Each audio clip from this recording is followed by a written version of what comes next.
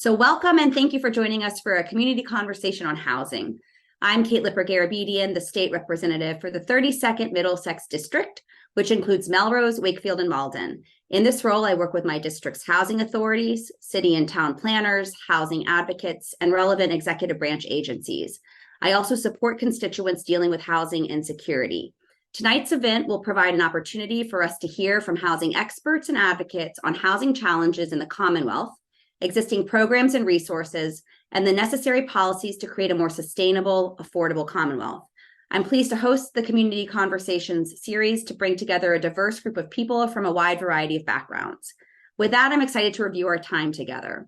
After I briefly introduce our esteemed panelists, we'll hear from Taylor Shutt at Housing Families about individuals the organization has served, and from a first-time homebuyer who was supported in the process by a local housing counseling organization. I'll then set the context for our panel discussion before turning to the panelists for their remarks.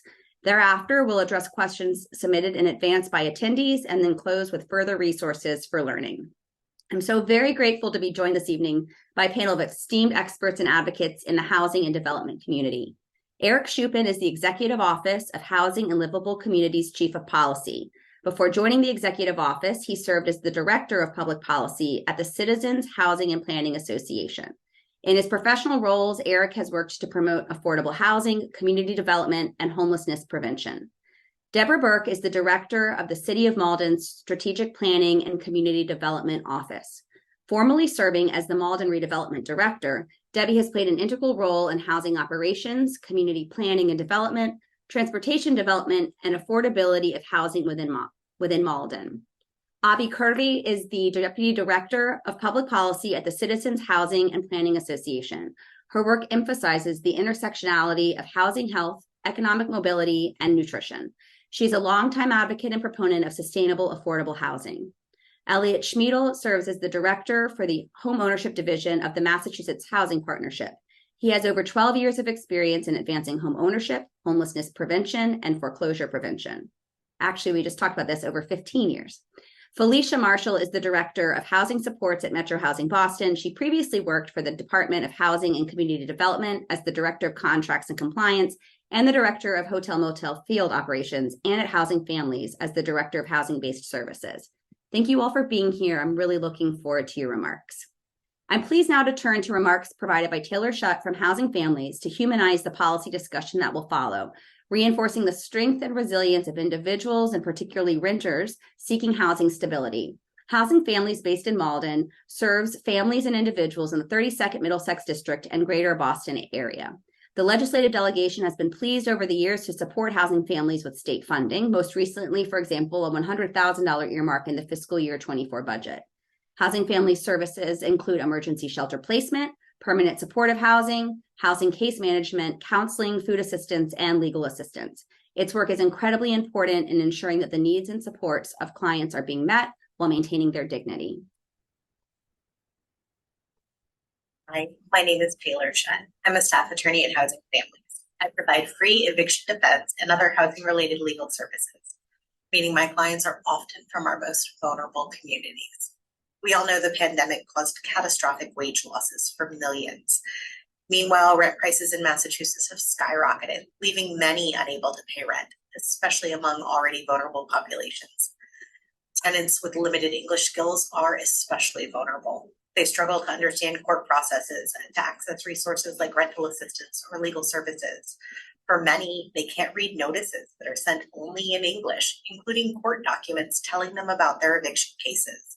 If they don't understand the court notice, then they miss court, and a default judgment gives the landlord permission to evict them. I recently helped a tenant avoid being evicted for non-payment who had poor conditions in her apartment. It's been a long and painful process for her because she's deaf. That means English is her second language, and she struggles with reading as a result. When she couldn't pay her rent because she had to replace food and household items that were damaged by leaks and infestation, an eviction was started. It took months to get her housing stabilized, and that stability is tenuous at best. The landlord waived some of her unpaid rent, but she was turned down for RAF to help pay the balance because they said her need wasn't related to COVID. Even when a tenant's at fault in an eviction case, it's frequently related to disabilities, mental health concerns, or other stigmas. I've worked with tenants accused of fighting with property management who actually needed accommodations for their PTSD. Another tenant was being bullied by a neighbor for being transgendered and then discriminated against by her landlord, who chose to evict her as the problem tenant. Where a landlord sees a tenant that's not maintaining a clean apartment or is hoarding, I've seen tenants with physical limitations or anxiety disorders that can be managed with supportive services, patience, and understanding. And sometimes people just have bad luck, like the single mom I met who takes care of her teenagers and her elderly disabled mother. She works and goes to school full time. She doesn't ask for help because she knows her skin tone and her accent already make people judge her. Despite all her hard work caring for her family, she just learned her landlord of the last 15 years wants her to move out so he can sell the property. She can't afford a broker's fee or the upfront cost of moving. She can't afford market rent in the area either. But she makes too much money to qualify for emergency family shelter, and it could take years to get a subsidy. The system just doesn't have enough help to go around. Even when we turn to welfare services, SNAP doesn't cover other necessities like toiletries or even toilet paper. Unemployment benefits aren't enough to make ends meet for someone who could barely afford their rent while working. Disability benefits can take a year or more to be approved. Here at Housing Families, we try to bridge the gap for our clients, whether it's cleaning supplies, extra food, backpacks full of school supplies, or even gifts for the holidays. But for every family we can help, there are many more who aren't getting the support they need, which is what makes conversations like this one so important. Thank you for your time. I'm also honored to raise up the voice of one first-time Massachusetts homebuyer who shares her recent process to home ownership with assistance from a local housing counseling organization and loan program opportunities. Hi, everyone. My name is Marcia Finkelstein, and I am the proud owner of a 40B unit that I purchased over a year ago. I am here to testify about my experience.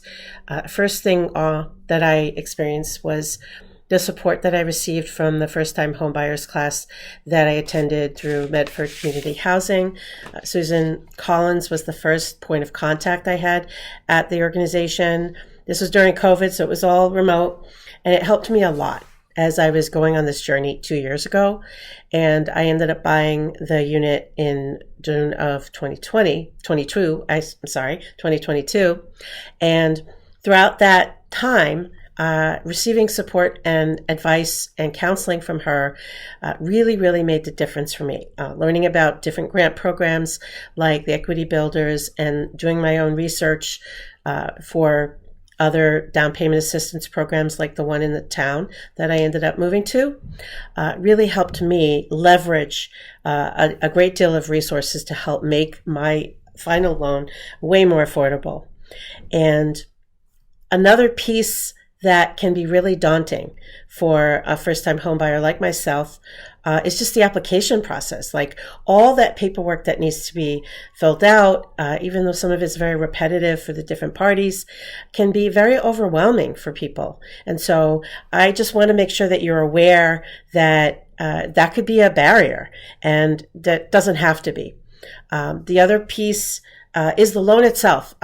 Because of my income, I qualified for the Mass Housing Partnership One mortgage, and I had to figure out, again, I tapped into Susan's knowledge to figure out which lenders participate, because the information is not easily and readily available.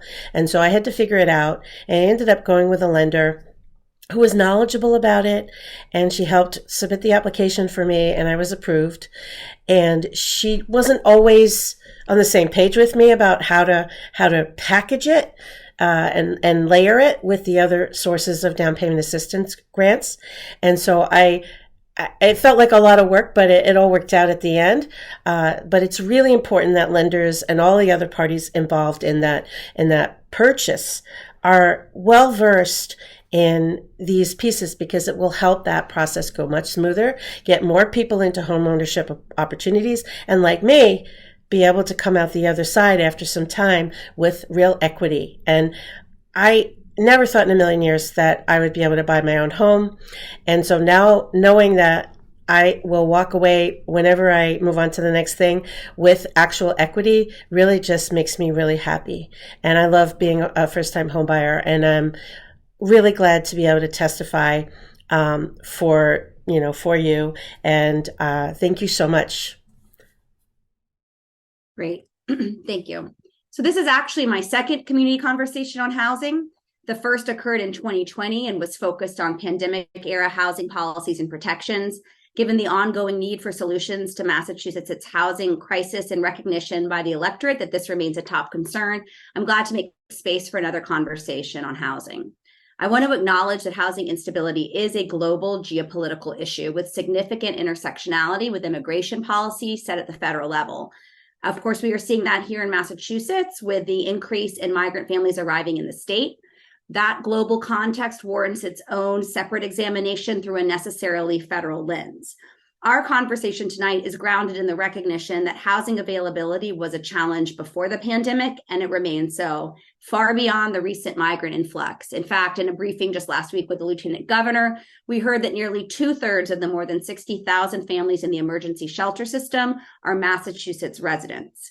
Across the 32nd Middlesex District and the state, there exists a need for more housing, not only more affordable housing, but housing for all income levels. The insufficient supply of housing has pushed the average rental burden for residents and the average home buyer down payment to national highs. Data also confirm that housing challenges are not borne equally, with bias and discrimination present in the system. In terms of supply across the state, we know thousands of families and individuals are not able to find sufficient housing. We simply have not kept up with the demand. Massachusetts lags behind 40 other states in terms of our housing stock and is more than 40% below the national average for housing production.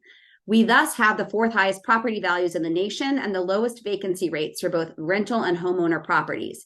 This creates a real challenge as the Commonwealth looks to support the expansion of biotech, pharmaceutical, and other high-growth industries and attract 21st century businesses and their employees to the state. We want the housing market to be a source of economic strength and opportunity, but our supply is not keeping up with our economic ambitions. And there is a concern that residents and workers may decide to seek work and permanence in other states where the challenge of finding housing is not so daunting. It's been more than 20 years since I took an Econ 101 class, but I remember that classic interplay of supply, demand, and cost. The high cost of housing in Massachusetts is a natural result of our lack of supply. The National Low-Income Housing Coalition reports that half of all low-income renter households and 1 in 5 middle-income renter households in Massachusetts are cost-burdened or severely cost-burdened. 31% of renter households are extremely low income, and within these households, more than half of household income goes toward rental payments. Housing costs affect home buyers, obviously, as well. The ability to afford a home feels like it's becoming slighter and slighter. Mortgage rates are about double what they were last year, with single-family home prices continuing to abrade the path to home ownership. Achieving home ownership, as we just heard from one of the testimonials, is a major lever for establishing intergenerational wealth. And with so many families unable to become homeowners, I'm concerned, I think, as all of us are, about racial wealth gaps and other gaps exacerbating. In light of this landscape, state and local policymakers, practitioners, and advocates are striving to identify opportunities to address the housing crisis. So in my first year as a state representative, I was glad to join the legislature in passing the first zoning reforms Massachusetts had seen in decades. Among them, the Housing Choice Initiative enables cities and towns to lower a historic supermajority requirement for approving zoning changes to a simple majority. Another important component of that economic development law was the requirement that municipalities served by the MBTA establish at least one district for multi-unit development by right. Additionally, in the years that have followed, I've been proud to support budgets that fund important housing programs and resources, including some I anticipate our panel will discuss. For example, in this year's fiscal year 24 budget, we invest in the Massachusetts Rental Voucher Program, residential assistance for families in transition, and public housing. Additionally, we made permanent a pandemic-era protection against eviction for residents where there is a pending application for emergency rental assistance under RAFT or any other program administered by the state, a municipality, or a nonprofit or entity. Further, with the blessing of the state legislature, a new executive office of housing and livable communities with us tonight was established this year. It raises the status of housing by creating a secretariat level office solely focused on housing. In terms of future prospective work. More than 6,600 bills were filed to start the current legislative session. 162 of them were assigned to the Joint Committee on Housing, with notable pieces of legislation, including the Tenant Opportunity to Purchase Act, an act to establish an Office of Fair Housing and a Fair Housing Trust Fund, and income tax credits for affordable housing units. Housing-related bills also are being considered in many other committees. In fact, of the 2 bills that I filed this session, one, an act updating and expanding the renter's income tax deduction, has been assigned to the Revenue Committee. And in fact, the proposal in that bill to increase the rental tax deduction was included and engrossed by both the House and Senate in separate tax reform bills that are now in conference committee. A second bill that I filed, an act to improve municipal access to existing housing data, the IMAGE Act, would direct the executive office to create an accessible database with accurate and detailed information about each community's affordable housing stock. Housing advocates and organizations across the state, including Metro Housing Boston, CHAPA, and the Metropolitan Area Planning Council, with which I worked on the IMAGE Act, have identified priority bills that they support this session. In addition to your your elected state officials, Massachusetts residents can look to executive branch agencies for regulatory and policymaking activities, to local officials for efforts close to home, and to housing organizations for guidance and programmatic resources that enhance opportunities and protections when it comes to housing. I'm really pleased now to turn over to our panel of esteemed housing experts to speak about the critical work in which they engage to support families and individuals across Massachusetts. And I'd love to start with you, Eric, talking a little bit about the new executive office and the policies that you're leading on to work on sustainable, affordable, accessible housing. Thanks so much for being with us. Thank you, Representative, and thank you so much for inviting me to participate on behalf of our new Executive Office of Housing and Livable Communities.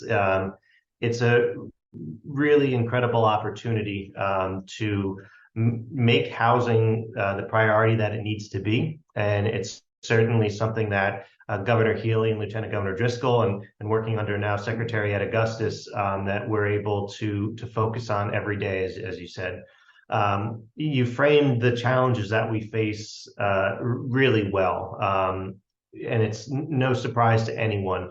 We don't have to convince, half the battle there is we don't have to convince anyone that we have a crisis, that literally there's an emergency declaration right now due to the emergency assistance family shelter system. The number of families you mentioned, or you put up on the screen, 6,300 families and growing every day. That's over 24,000 people. And each one of those are families with children. So when we think about the work that we do, that certainly provides that motivation, that inspiration to do everything that we can to address our housing challenges. You also talked about the opportunities that we have, and I think we're in a really exciting place. We have Governor Healy, who said, on the campaign trail, I'm going to create an executive office of housing, and now we're here. We're 107 days in for the Office of Housing, and we are counting. And we want to demonstrate the difference that we're going to make. Like, what is the difference that we have in Office of Housing now? And that's why having a committed governor, having Secretary Augustus and Lieutenant Governor, we're working to really have, address the 200,000 homes that we know we need created by the end of the decade to meet demand. We're working to make our family shelter system, get that under control and make homelessness rare, brief, and occurring very infrequently. And we have new tools and policies and resources to do that. You talk about the MBTA Communities Act that was passed. That's something that Governor Healy is committed to implementing fully. That's going to open up potentially 200,000 new homes of zoning capacity, of communities around public transportation, smart growth, homes that can be built, hopefully once the zoning is in place. You talked about the state budget and some of the really great successes there, increased funding for MRVP. That's going to help us create this year alone 750 new vouchers. And allow us to make vouchers like the Alternative Housing Voucher Program, which serves persons with disability, not only create new vouchers, which we anticipate about 150 new vouchers being created, but also for the first time ever having that program, which again serves persons with disabilities, build new, deeply affordable and accessible housing. There's also increased resources for public housing, and something that the governor and lieutenant governor are committed to doing everything we can to preserve that precious resource of over 43,000 public housing homes, something that's unique to Massachusetts and something we can be really proud of. On top of that, we're looking at what, beyond that, what's next? And of course, we have legislation that the administration is working on, that we're working on very much at the Executive Office of Housing and Livable Communities in the form of housing bond bill. This is a piece of legislation that really needs to be filed and passed every 5 years, and provides resources for all of our affordable housing programs that build and preserve affordable housing as well as public housing.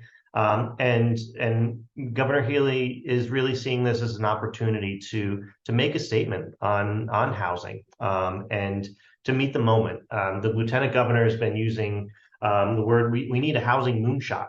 And so we think that this is our opportunity, along with the legislature, working closely with you there, to meet the moment. And so we're excited to be able to hopefully roll out that package soon. I don't want to get ahead of my boss and bosses, the secretary, lieutenant governor, and governor. But we are looking to file an exciting package of resources and policies by the end of the month that we really think are going to help put us on track to address our housing challenges and create that competitive Commonwealth that we know we are, and providing the jobs and the homes for people and our workers. And so we're excited to do that, and to hopefully come back and talk with you about what's in that package real soon. So thanks again for having me. Thanks so much, Eric. Really appreciate it. And if you do want to smatter in a few insights, hear her first. We'll keep it a little quiet. Let's turn now to Debbie over at the City of Malden. Obviously, it's really critical to have strong state leadership on issues around housing. And at the same time, we know that municipal governments and local leadership can make a big difference in meeting the housing needs of our local communities. So Debbie, I'd love for you to share a little bit about what's been going on in Malden, and really appreciate you being here. Thanks, Representative, for hosting this. Eric, if you can put my name at the top of the list for those funding opportunities, we're always looking for new ones. So, and we have a grant writer on staff, so we can submit an application. I have to say that, this job has taught you one thing, and it's to be nimble, depending upon, what is going on out there. And I think COVID in particular, kind of really focused the problem for Malden in terms of people having issues with housing, but it just became more front and center with us. And, we had just come off having a housing needs assessment done by the Metropolitan Area Planning Council, which, has some, startling statistics in it. It notes that 40% of Malden residents are housing cost burden. And that means that they're paying more than 30% of their monthly income on housing costs, and therefore are more at risk of displacement vis-a-vis, eviction or being priced out. It also noted that 56% of Malden residents earn less than 80% of the area median income and will qualify for affordable housing. And then 25%, which is 1 in 4 of Malden residents, earn less than 30% area median income, which puts them in the, classification as extremely low income. So with that, being said, the mayor of Malden, Mayor Gary Christensen, works together with our team, and felt a few years ago that, we really needed to start advancing some affordable housing strategies to meet the needs of the, residents in the community. And, so at that time, we advanced policies, maybe going back 3 years now, that we created an affordable housing trust fund. The city did not have that. And we have initially funded it with some mitigation fees from local developers and are looking at other ways to grow that fund, including we recently got an allocation from the Community Preservation Committee.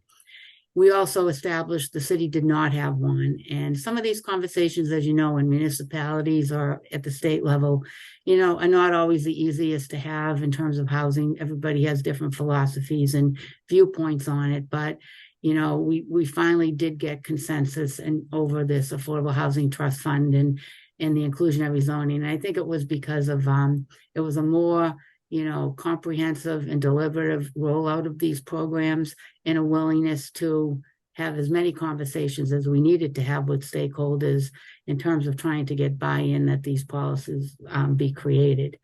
We finally, after establishing IZ, maybe 2 years ago now, we finally have 2 projects that are coming out of the ground that will have, inclusionary zoning units. So that requires a 15% have to be affordable of any development, 8 units or more.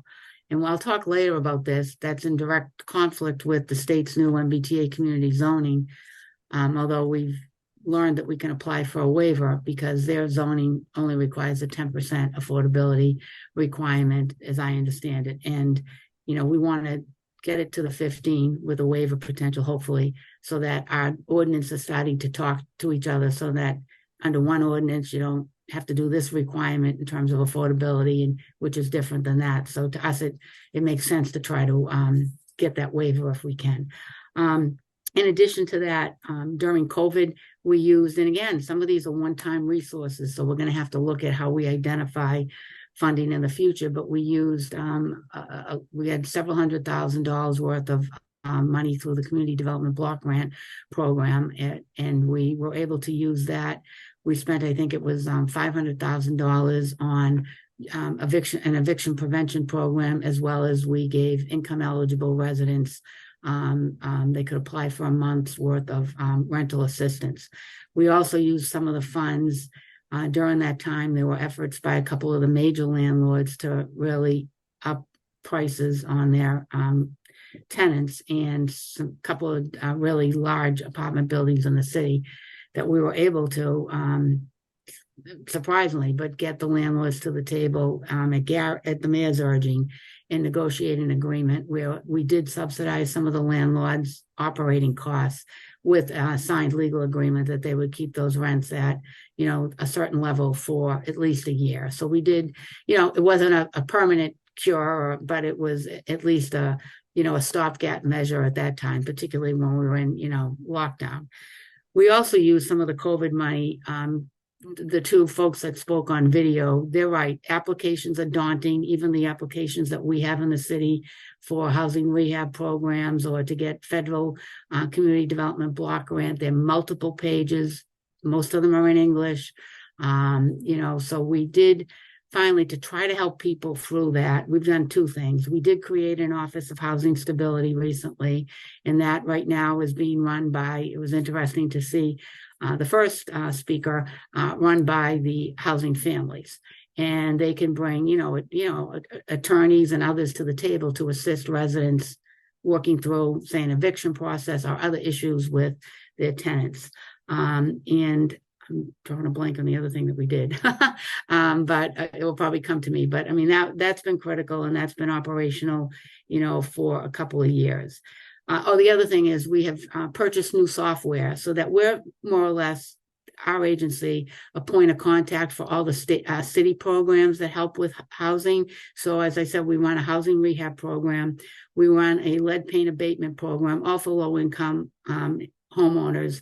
But if the homeowner is over income and they can point to the fact and show statements that their tenants are low income, we can help and assist that household with lead paint abatement. And we also have a Healthy Homes grant for things like, ridding a home of radon, etc. And then we operate a home program, which is a federal program that we are the lead agency for 8 cities and towns. And that actually our agency got the largest opera award to a home program. in the New England region just recently that we're going to use those funds. We broke it down into 2 buckets for supportive services and rental housing development where low-income people live, and also for the creation of additional rental housing for extremely low-income people. So, those are some of the things, but the software that we created now comes on and it's one portal. So you don't have to decide if you're a resident out there, oh my goodness, what application am I supposed to be applying for? The home program, the CDBG program, they all have acronyms, it's an alphabet soup of programs. This just takes the person's application and we vet that and try to match it up with the applicable program, which is probably more in line with what the state does, but we're new to the party in terms of, trying to make it as streamlined as possible. So, and then I guess finally, before we move on to the next thing is, the city looks at, trying to provide housing at, to a diverse community at varying price points. So, we out of the box a few years ago readily embraced and were successful in using Housing Development Incentive Program funds known as HDIP to create market rate housing in our downtown, which is a gateway city. And that, creation of that development, we were able to get, as Representative, kind of a reimagining of our entire downtown Malden, because that brought a large mixed-use development that was able to benefit from, tax credits and tax write-offs from HDIP, and it really unlocked our whole downtown for, economic revitalization. So, we are trying to chase all the different programs, and we're working now to comply, although the deadline's coming upon us with that MBTA community zoning, and we will have something done in time for the December 31st deadline. So thank you. Thank you, Debbie. That's an incredible menu of things that other cities and towns could be thinking about. Really impressive. I'm glad you brought up HDIP. That's something that the House recently took a vote to do a sizable increase in that as well. So really glad that people can hear and digest all the things that Malden's working on and think what could also work in their communities. And really proud to be representing you in the city. Let's go to Avi now to hear a little bit about CHAPA's vision in terms of an advocacy organization considering policy levers to move this housing crisis and some of the intersecting policy areas that are really impacting housing. Thanks so much for being here. Thank you so much, Representative, and I'm really glad to be here and be a part of this conversation. We are really excited to have this conversation and are very excited about the things that are coming into Massachusetts. And I just want to take a moment to sort of reflect on Massachusetts has always been a leader on so many things. And right now, housing is sort of the single best investment we can make in our communities to secure that future and make sure that we are building on that future. And it's still a very vibrant place where people want to come because that is our strength. And we want to build upon that. And housing is a way to do that. That puts housing as an issue or as a resource at the center of everything. And addressing housing affordability in Commonwealth, what that means is that children can live next to their grandparents. Schools can have teachers that live in the same community. Young families can build a future here. Stores have customers. Businesses are thriving. College graduates are coming back to the homes. Hospitals have nurses, and seniors are able to age in place with dignity. And people with any disability can remain in those communities. That is what housing means. It's not just about units and numbers, but it is about people's lives and what they are able to do when they have an affordable, safe place to call home. Right now, many people are shut out from the home buying process. Many are struggling to pay rent, and many are making difficult choices between rent and food or rent and healthcare. What we can do when we have an abundance of housing or enough housing for everyone is that people do not have to make these hard choices. We also have to acknowledge that many restrictive housing policies have led us to having a housing shortage, and many of our solutions have to sort of address that. There has never been a better moment to put Massachusetts on a path of equity, resilience, and sustainability through housing. And we have, thanks to the legislature, thanks to the administration, we have many new tools for zoning to produce more homes. There are growing corporate commitments to housing and renewed federal focus and investments as well. And we need to leverage that. That is, as Eric said, to meet the moment. That is what this moment needs. And we can do it. We have done it before. Massachusetts has been a leader, and we need to do that again. We all need to come together to do that. CHAPA has set out with a goal of 200,000 homes. We are very happy to align with the governor on that. What we also aim to do under those 200,000 homes goal is specifically call out 40,000 affordable homes. And by affordable, I mean anything that requires subsidy to produce.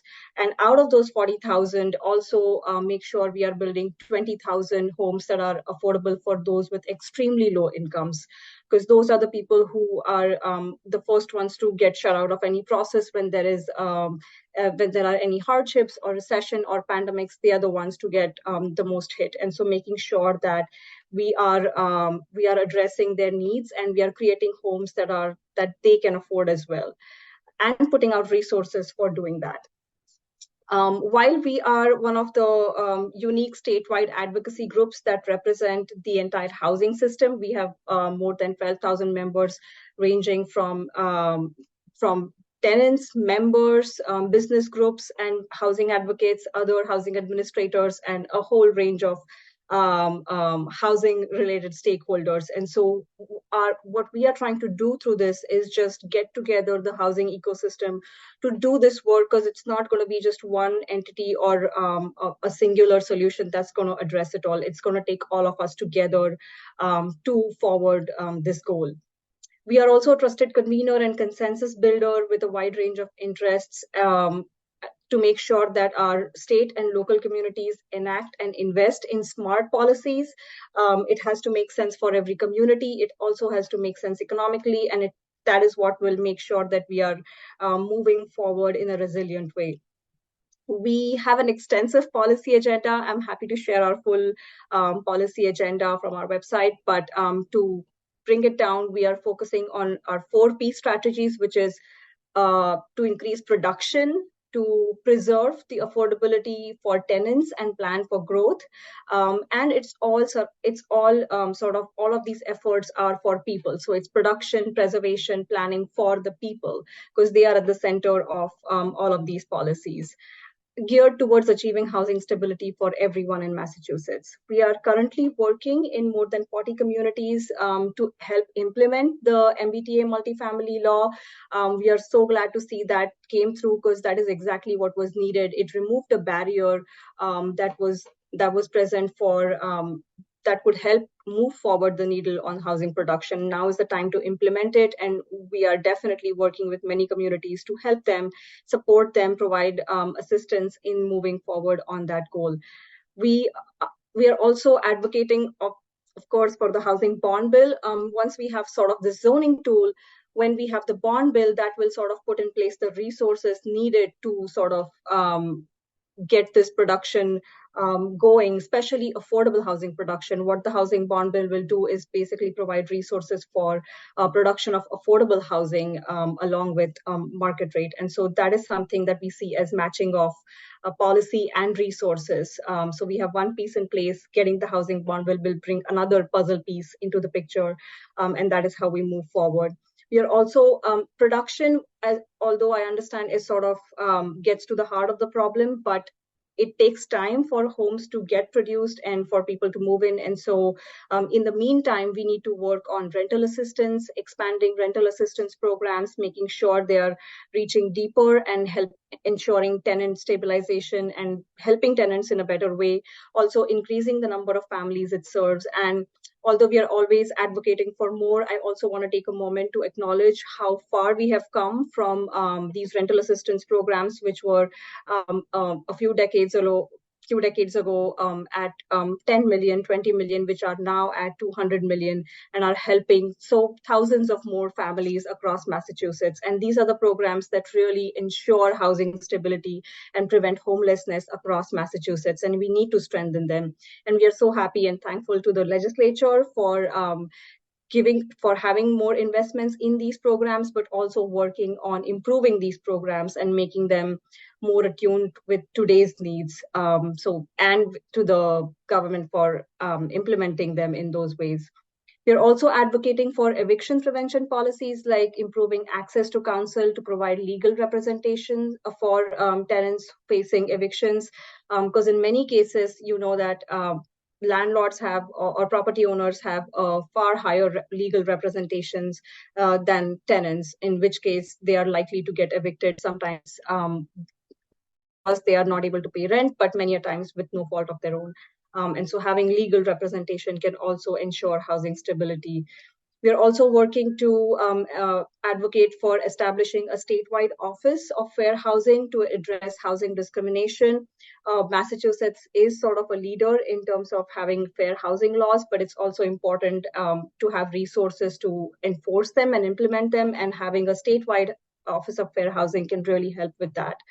And also protect the rights of public housing residents. Public housing is a great resource. We are one of the few states to have our state public housing. To preserve that stock, it's going to take a lot more investment, which again, we look to the housing bond bill, but also preserving not just the housing stock, but the residents and their health and safety who are living in those public housing units. And so those are some of the things we are working on. We appeal to the entire community to join this effort and be a part of designing communities so that they are vibrant and thriving, and we can all benefit from a healthy, growing housing ecosystem. And so I'm going to end that with just an appeal to everyone to join this effort and advocate for these policies that benefit us all to have a vibrant future here in Massachusetts. Thanks so much, Avi. And to your point, people can also, we'll put up at the end sort of where people can go to learn more information and take a closer look at some of those policy levers that you've referenced, including on your website. So great. I want to turn now to Elliot and Felicia, and maybe we'll start with Elliot. As people, as you know, or representatives of organizations that are actually helping residents on the ground, like the one we heard from earlier and the ones we heard about through Housing Families, sort of talk to us a little bit about what that work looks like and how people, I guess in your case, Elliot, who are looking to become first-time home buyers, what are some observations that you have? What are some resources that exist for people like that? And thank you again for being here. Sure. Yeah, thank you. I really appreciate the opportunity. Glad to be here to talk about the housing challenges that we face as a Commonwealth, especially those as they pertain to purchasing one's first home. So I think that testimonial that we heard earlier was spot on. It was so well done. And I'll just try to elaborate a little bit on some of the important points that were relayed to help clarify, how prospective home buyers navigate the system, find information, and ultimately achieve their dream of home ownership. First and foremost, it's no secret to anybody just how historically difficult it is to buy a home in Massachusetts right now. Prices are very high, inventory is low, interest rates are the highest they've been in over 20 years. So it's really created a perfect storm for first-time home buyers. Because of those challenges, I think that it's critical that we create and provide affordable homeownership options. Those include readily available and accessible homebuyer education classes, affordable properties for purchase, special mortgage financing programs, and down payment assistance programs. So I'll kind of talk a little bit about each one of those four buckets. First off, how to get educated and find information. So CHAPA, where Avi works, and of course where Eric worked previously, is a great organization that manages a network of nearly 50 nonprofit organizations statewide, and those organizations provide homebuyer education and counseling. The classes themselves provide incredibly valuable information to help people prepare themselves for one of, if not, the biggest financial decision of their lives. Within these classes, folks hear from real estate agents, mortgage loan officers, attorneys, home inspectors, and other professionals involved in the process. And those folks can help really answer your questions, help you prepare for home ownership. CHAPA also hosts a website called mymasshome.org. And that website provides people with a centralized source of information about some of the state-sponsored home buying opportunities that I'm about to talk about, some of the financing options and down payment assistance programs. So I'd encourage everybody to check out mymasshome.org if and when you have a chance. On the affordable property front, the market is really expensive. As I mentioned, the median price in Greater Boston, $750,000. Certainly difficult to find a place, but that doesn't mean options don't exist. I always encourage first-time homebuyers to think broadly about their options. That might mean exploring different neighborhoods, different cities, different towns, or even different property types like condos and 2 and 3 family properties. Local cities and towns do develop affordable homeownership opportunities. In many places, these are referred to, as the testimonial said, 40B properties. And they are few and far between, but they offer prospective buyers a great opportunity to purchase their first home at an affordable price. Next up, I would just make mention of some special state-sponsored mortgage financing programs. Where I work at the Mass Housing Partnership, or MHP, we offer the One Mortgage and the One Plus Boston mortgage programs. These programs are infused with state dollars and local dollars to help reduce interest rates, eliminate private mortgage insurance, and ultimately, monthly savings with these programs can amount to several $100s a month. Several $100s a month in savings for a low to moderate income household can mean purchasing your first home or not purchasing your first home, and it makes a huge difference. These programs are available to income eligible households across the state. And we have a long track record, long history of serving socially disadvantaged households at a very high rate. Additionally, our sister agency, the Mass Housing Finance Agency, or Mass Housing, offers a series of affordable options to help low and moderate income households buy their first home as well. And then the last piece I'll mention is down payment assistance. I think both locally, statewide, nationally, down payment assistance has become the driver of getting first-time home buyers into their first homes. MHP and Mass Housing have partnered most recently on a program called Mass Dreams.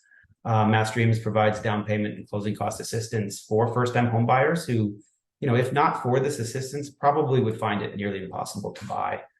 We've created a refined delivery system for these programs, and we're currently working with our partners in state government to find additional resources to fund these programs and hopefully carry them forward.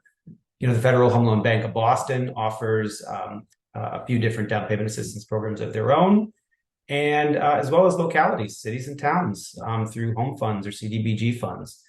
So I'll just end by saying, research is critical, informing oneself is critical, and it all starts with the first-time home buyer class. I think we are we're a unique state to offer so many dedicated, approved, educators and classes, and people really need to seek out those classes, take advantage of them. And if just by doing that, they'll put themselves in a good position from the start. Thank you very much. Thank you, Elliot. That's really helpful and really dovetails nicely with the testimonial we heard earlier. And now, Felicia, if you wanted to just highlight, the work that Metro Housing Boston is doing and the ways in which you're trying to assist residents with accessing some of the rental assistance programs that are out there, that'd be really helpful. Thank you for being here. Really glad to have you. And make sure you come off mute.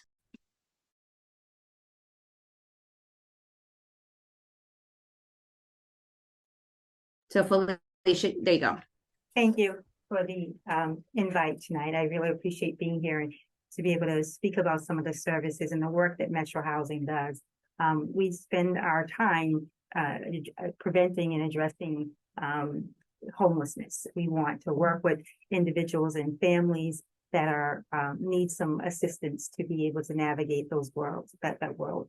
So we do a lot of prevention of evictions and we find suitable homes for individuals.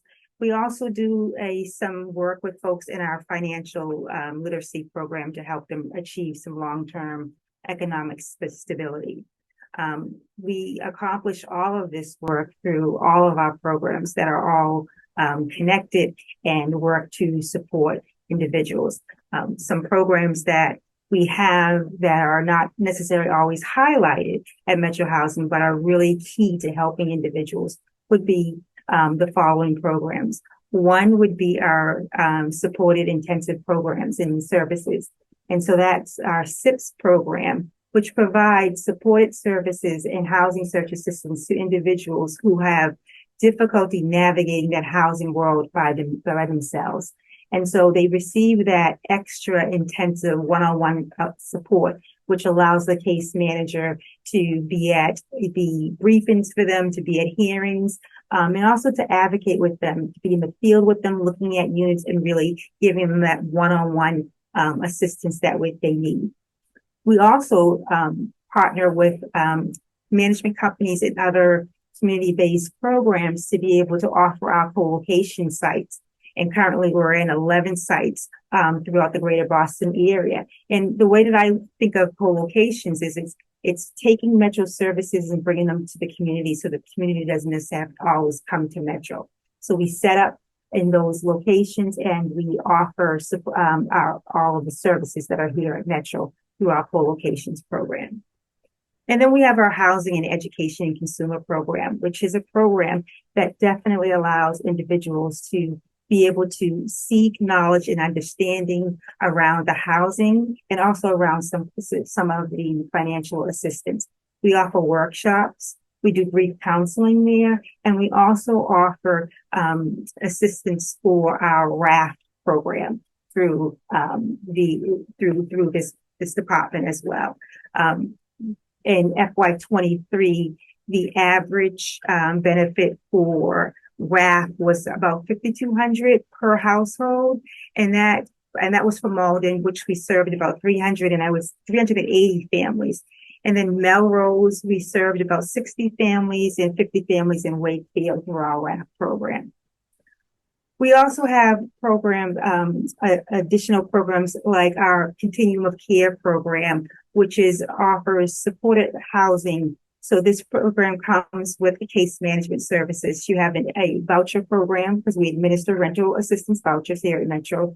And so you receive a voucher, but in addition to that voucher, you receive a case manager to sort of help you navigate that world, which is also similar to our Home and Healthy for Good program. Again, another program that addresses individual homelessness, and it also provides an intensive case manager to help someone as well. I think what we do or how we do what we do and is important. We take the approach of meeting people where they're at, and it doesn't matter what your current situation is. There's some program at Metro that we can provide you with some kind of support, and so we make an effort to meet people where they're at and to be able to provide them with resources and assistance to help them meet their needs. I would say that our impact that we have is resolving housing challenges. And again, we do that through some of those programs, but having the assistance of our staff to be able to provide that one-on-one assistance to individuals is just really important. Making homes safer and rents affordable. Metro believes that that just creating housing just isn't enough. That we absolutely have to have the creation of housing within a certain income limit, and that's going to be key to addressing the affordability issue that most of our families face here at Metro that we serve. I would also like to just share that the families that are participating in our program all are doing so voluntarily, and the services are free and free to them. So they don't have to provide any financial assistance to Metro to receive any of these services. We continue to resolve, housing challenges. And again, like I shared earlier through our Housing Hub program, we are helping families with eviction, and we also are helping families through a program that is fairly new to Metro, and it's our Accountable Care Organizations, our ACO program. And this is another intensive case management program. It's through Mass Health and Flex Services, which allows us to work with people who are medically complicated and to be able to offer them housing assistance, case management, and financial assistance through that ACO program. We also have the Fair Housing Project here at Metro, and we also have we've also have made homes safer through our programs to help people with disabilities stay in their home.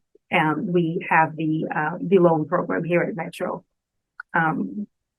The last program that I didn't mention that we also have is a program of home that helps prevent homelessness in the housing, and that's through our stabilization program. So families that work work in this program receive an additional 12 months of services once they're in their community or their homes. And so Metro assigns a case manager to those individuals, and they're able to assist them with their living in their new community and helping them connect to community-based services in the program.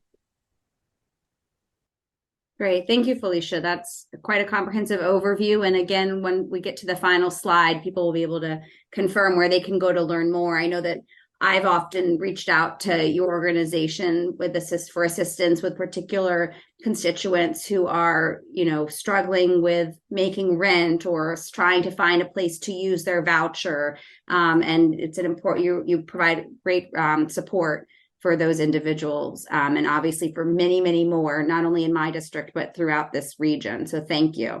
So I know we're running up on the hour, but I'm hoping we can stick around for maybe 10 or so more minutes just to get some insights from you all on some of the questions that have surfaced from, people who registered, and your own materials and perspectives have really sort of informed these questions, and maybe we'll just go through them really quickly. And certainly, you can chime in if you have a thought on these, and if you don't need to feel obliged to respond to each one. But I think one question is around just data, and I heard a lot from you all about numbers of people you're supporting, the number of units that we need. I'm curious in your thoughts about just how we need to continue to really lean in on accurate and updated housing data to inform the decisions we're making around development and affordability. Another question that I think comes to mind for many of us is, we know that there is a production issue. We've heard about the shortages and we can see them, and we've talked about that at length. And I think, Avi, you talked about this a little bit, but is increasing the supply of housing alone sufficient? And obviously, just saying we have a goal, we also need the resources to accomplish that. That's something we're thinking about with this bond bill, and that the legislature has been working on with HDIP and those sorts of things. Are there other necessary policy levers that we need to be considering for attending to this issue? We talked a lot and heard a lot from Elliot and Felicia about sort of the administration of these different loan programs or rental assistance programs or protections that exist. Are there ways that we can better streamline the services and resources that exist for our constituents who are navigating among all these different organizations and programs? And Debbie, the idea of sort of a centralized software portal is one example of trying to break down some of these silos. And then finally, what are some key policies and programs that you want to we should be focusing on for advancing rental and homeownership equity when that comes to racial equity, socioeconomic, age, disabilities, folks who might not have access to software and technology. So I'm not quite sure how to handle this. We could spend an hour on each one of these questions. If somebody feels really strongly about sort of responding to one or several of these, I'm just going to maybe open it up, and we'll maybe take 10 more minutes just to sort of surface additional conversation before we close out, if everyone could do that with your time. So thanks. And Hill, if you want to we'll put that down so we can all see each other a little bit better.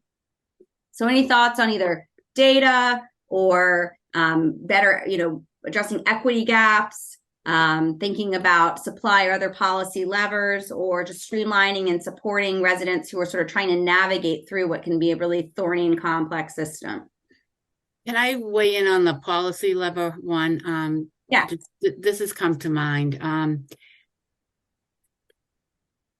The housing crisis, right, is not just, one city's problem or a couple of cities, and it's 351 cities and towns that make up Massachusetts. And we in Malden have done things like inclusionary zoning. We're working with Mass Housing right now through their neighborhood hub program, and trying to take what are on the city's problem property list, trying to acquire those properties with ARPA funds and some assistance from Mass Housing, and then sell those properties once rehabbed off to as affordable housing and permanently deed restricted if we could. But I can't feel that Malden shouldn't alone be working on this in a vacuum. I mean there city leadership and myself feel that the city has embraced transit oriented development. I mean, we've brought over 1,000 units of new housing to the downtown within a very short period of time.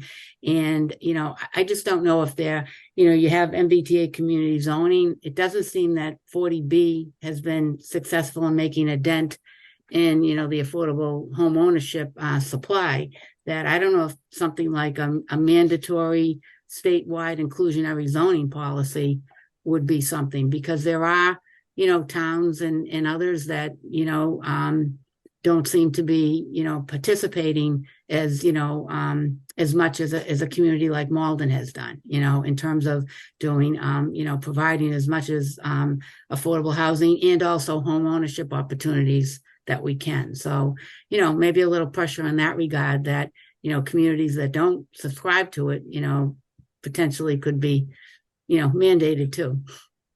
Okay, that's a good perspective. And we think about that in a lot of statewide programming and policy making, of sort of how much do we make sure that everyone has a stake in the conversation and a responsibility. So that's a good sort of framing consideration for anything we're considering. Thanks for putting that out there. Okay.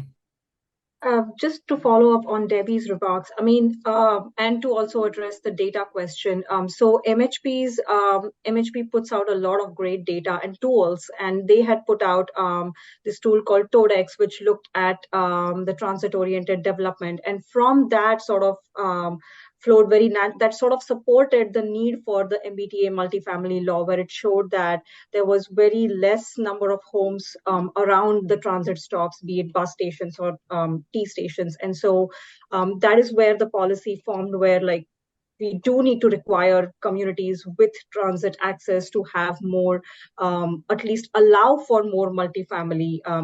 Just having zoning does not build more homes, but unless you have the zoning, it's impossible to build those homes. And so we are really glad to see that law is not just an optional thing, but communities have to comply or they lose a lot of state funding. So policies like these can really make an impact, but it also takes time to implement them.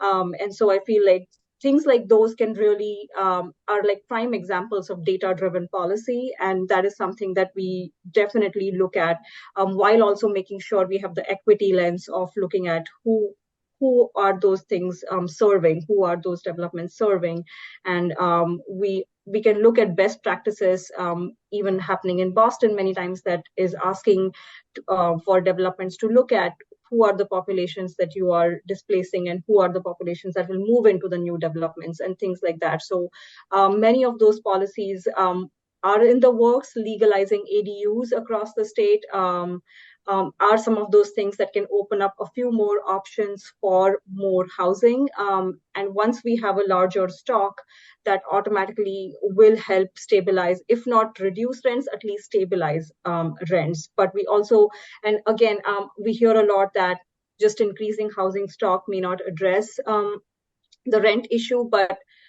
unless we have resources for affordable housing, and unless we have more stock, adequate housing, you're not going to make a dent. And so we do need large number of homes just that are being able to be created for addressing that issue. That's my sort of for each of those questions a little bit. Very impressive. Good work. Thank you. I think I can talk quickly on the data piece.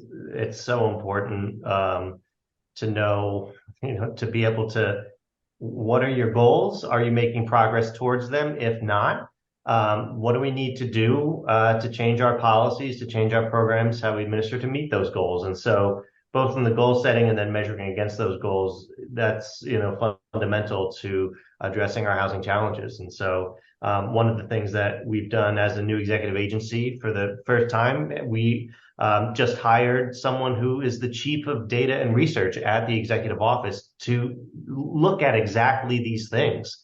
And so we're excited to build that capacity within our own executive office, and then help make that data informed policy decision making. Other things that we'll look at, the governor's given us the charge of building more faster, more housing faster, and more housing across all income levels. It's not just building for building's sake.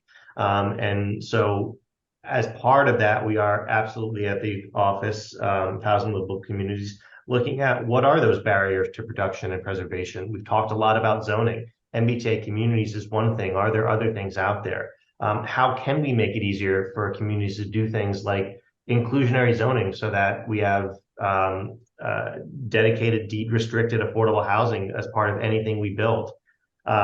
We're looking at state-owned land. That's something that was also announced when the Secretariat was created, of looking at our state surplus land and how much of it can we put to use for housing. So reducing those barriers to production and preservation, but then also looking at what are the tenant protections, what do residents need, what are the fair housing implications of the work that we're doing. And so looking how to support those fair housing efforts, how to protect tenants from evictions or from the consequences of being evicted. And then supporting our cities and towns. This is something that the governor has absolutely made a priority, providing local tools and the support that communities need so that, Debbie, you can do your work.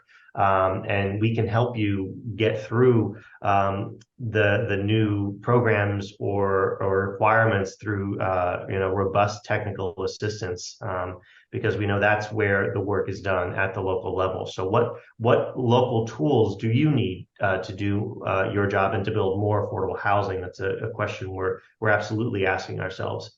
So all of these things together, again, are just items that are important to our office and to the governor and things that we look forward to working on, so that again we build more faster, but more for everybody across all income levels. Great. I'd love to just add to a little bit of what Eric said on the homeownership production piece. As a state, we've found ways to successfully subsidize 40Bs and inclusionary zoning units, deed restricted affordable properties, which represent sort of the lower end of the market.